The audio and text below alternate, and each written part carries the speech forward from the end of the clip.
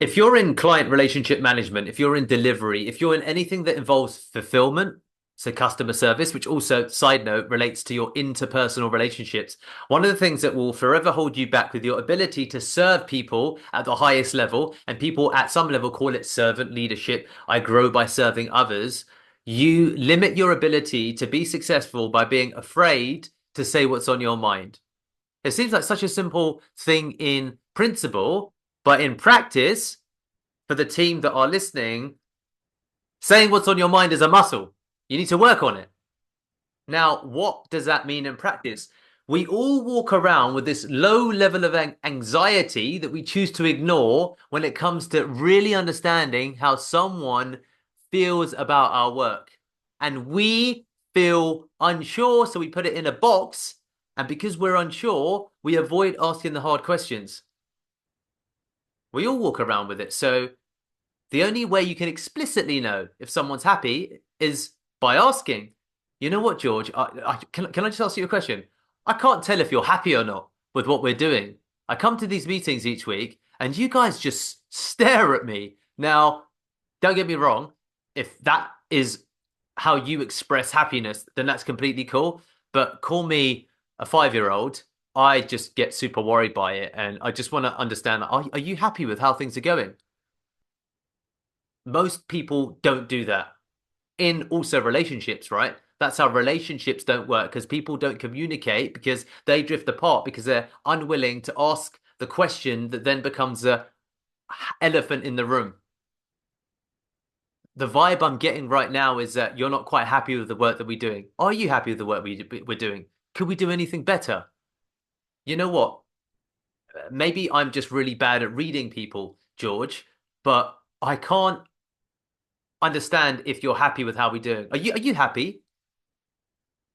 And there's so many different manifestations of this in our life.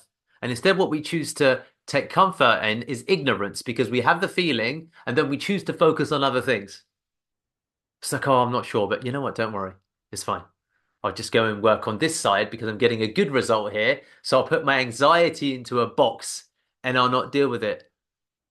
And that limits you because you're afraid of having the difficult conversation. So if you're in client fulfillment, if you're in delivery, categorically ask your clients explicitly, are you like happy with everything? Or is there anything that's a bit of a bugbear? Is there anything that annoys you? I'm talking about anything for reference because I want to serve you.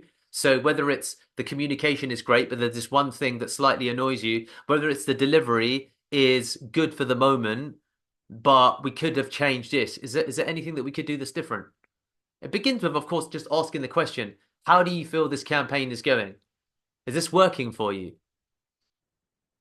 I sense from how this conversation is going that it sounds a bit tense if I'm being honest, and I don't think I'm probably doing my job as a client relationship manager, as an account manager, as your fulfillment manager, because I can just sense that you're not as happy as I want you to be. How can I make you ecstatic? Ask the open questions. Cultivate how to ask the open questions. And the challenge is doing that rigorously because you need to build the muscle of facing anxiety, of facing the tension.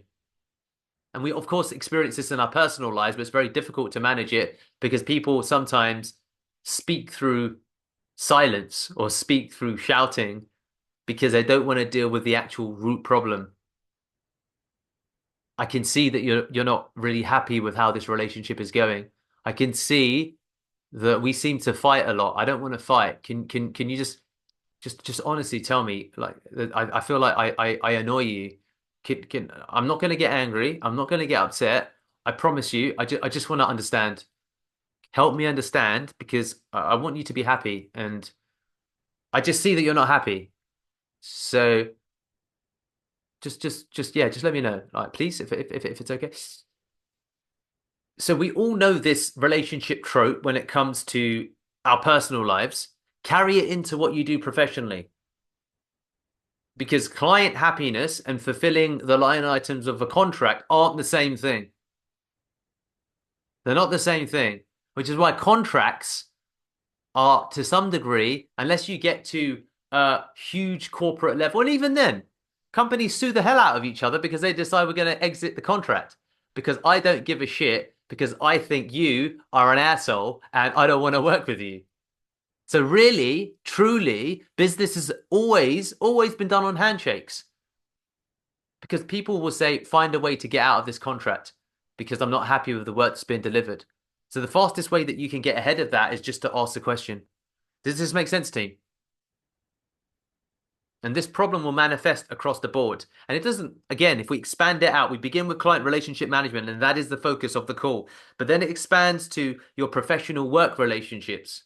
Are you happy with my performance, Deepak?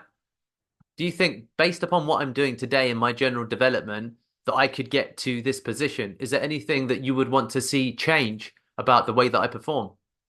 It's a very scary question to ask because then you get your weaknesses exposed. It's difficult. Of course, it's difficult. But what often ultimately comes between where you are and success lies always on the other side of difficult conversations. Your success in life will be determined by the amount of difficult conversations that you have. Always. Always. Ask the scary questions. Face it full on. In almost all cases, no one will be upset by a question like that. They'll actually be humbled mostly. You say, you know what? I've never had an account manager who's genuinely asked me, George, look, are we making you happy? When you get an email from Pearl Lemon, do you smile or does your heart sink? Like, what feeling when I message you on WhatsApp do you get from communicating with me? Is it smiles or be honest with me? Is it a little bit of anxiety? And you will know based upon the way that they respond when you look them in the eye. And you'll be like, you know what? He doesn't like hearing from us. Something needs to change. I need to change because he's going to look for, in the end, someone else, even if we do deliver based upon the line items of the contract, because he doesn't enjoy working with me, which is why it is important to be liked. But the way that you get to be liked is to be respected. And to be respected, you ask the difficult damn questions. Because otherwise, you do your own version of what you think success looks like, which means that you optimize for the wrong thing.